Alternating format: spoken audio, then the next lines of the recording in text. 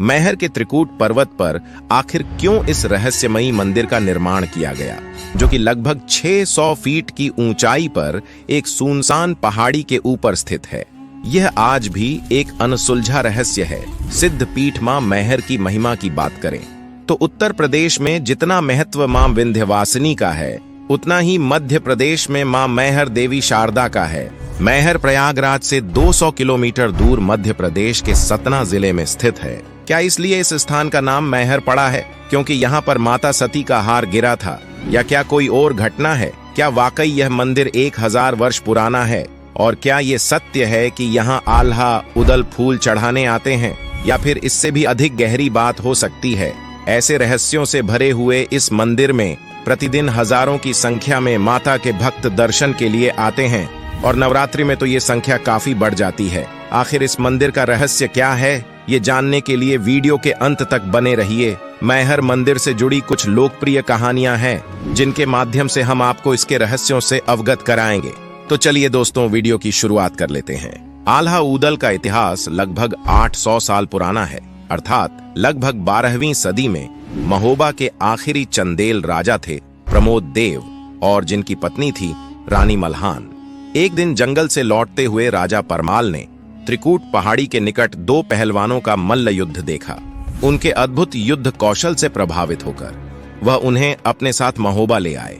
इन पहलवानों के नाम थे जसराज और बछराज। जसराज को झांझर के नाम से भी जाना जाता था। वह बनाफर जाति से थे।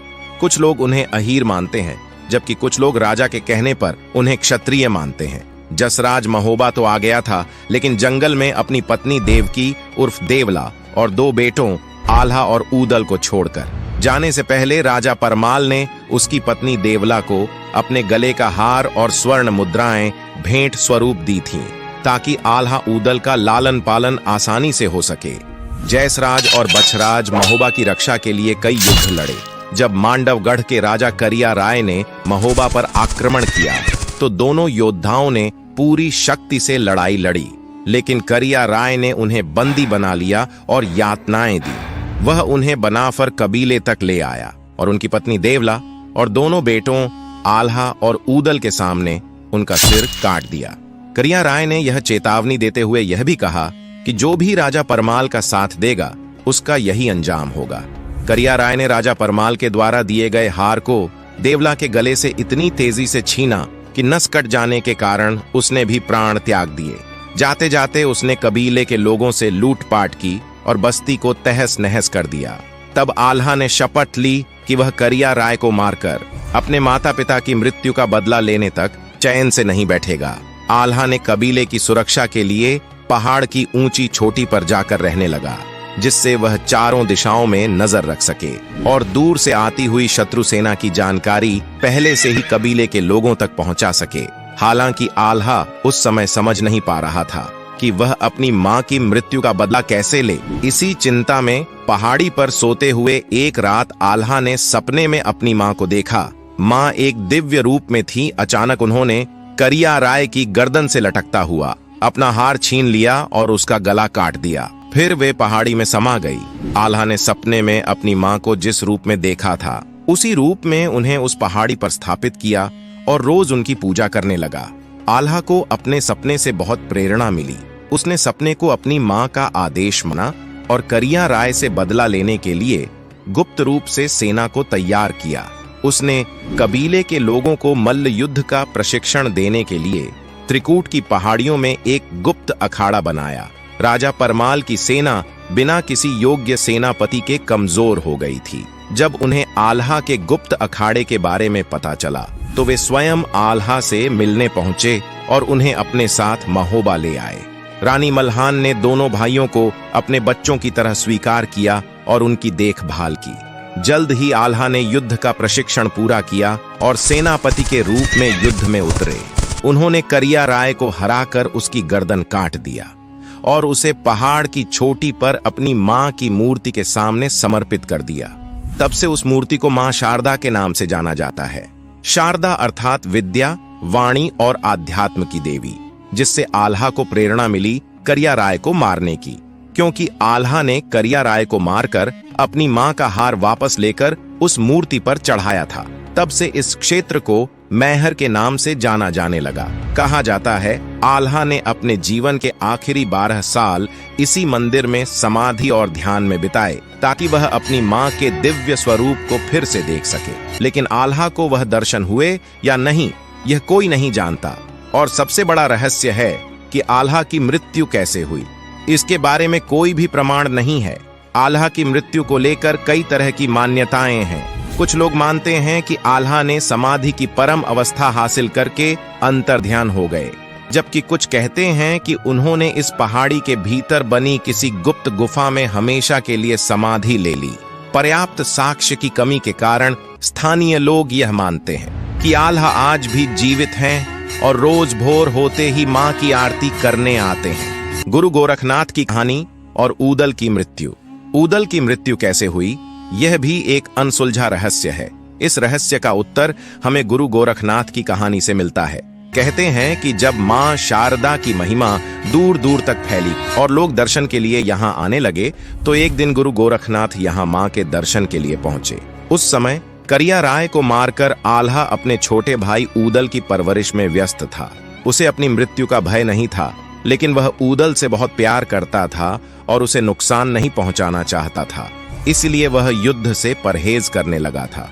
उस समय गुरु गोरखनाथ ने उससे मिलकर उसे समझाया कि तुम एक वीर योद्धा हो और तुम्हारा कर्तव्य है अपनी मातृभूमि के लिए जीना, और अगर मरना पड़े तो मरना। उन्होंने आल्हा के दिल से मृत्यु का भय निकालने के लिए आल्हा से कहा कि हर युद्ध में तुम्हारी जीत होगी, लेकिन जाने से पहले तुम दोनों इस मंदिर में भोर होते ही सबसे पहले मां का आशीर्वाद लेकर निकलोगे।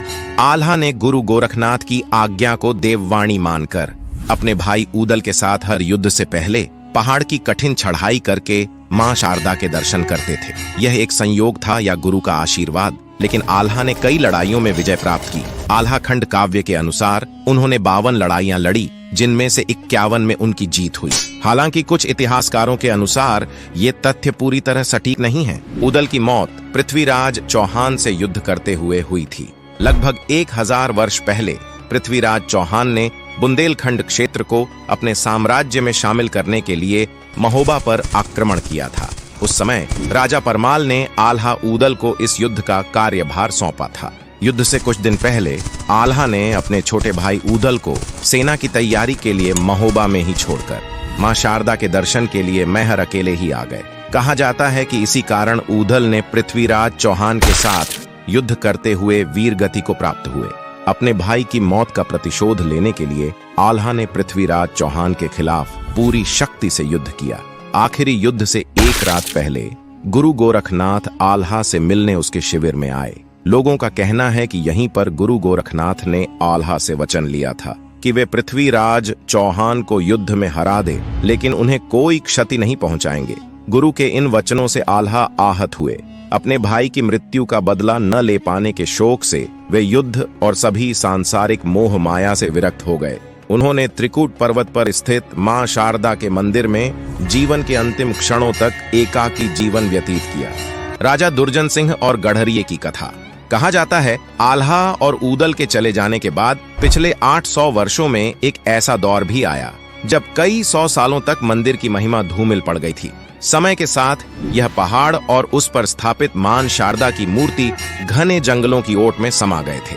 लगभग 200 साल पहले जब मैहर पर राजा दुर्जन सिंह उर्फ जूदेव का शासन था, तो एक दिन एक चरवाहा उनसे मिलने आया। चरवाहा ने बताया कि मंदिर की चोटी पर एक छोटी सी गुफा में मां शारदा की एक मूर्ति है, जिसके गले में एक हार है और उसके आसपास भी तरह तरह के आभूषण बिखरे हुए हैं। देखने से ऐसा लगता है कि वह मूर्ति सैकड़ों साल पुरानी है। सभा में मौजूद इतिहास के जानकार एक मंत्री ने आशंका जताई कि यह मूर्ति वही हो सकती है जिसे आल्हा ने स्थापित किया था। राजा दुर्जन सिंह तुरंत उस चरवाहे के साथ वहां पहुंचे और देखा तो उसकी सारी बातें सच निकली। सैकड़ों साल पहले लोगों द्वारा चढ़ाए गए आभूषण आज भी उस मूर्ति के आसपास बिखरे हुए थे। मैहर को आर्थिक रूप से पुनः समृद्ध बनाने के लिए राजा दुर्जन सिंह मंदिर का निर्माण करवाया और पहाड़ी के चारों तरफ घुमावदार सीढ़ियां बनवाईं।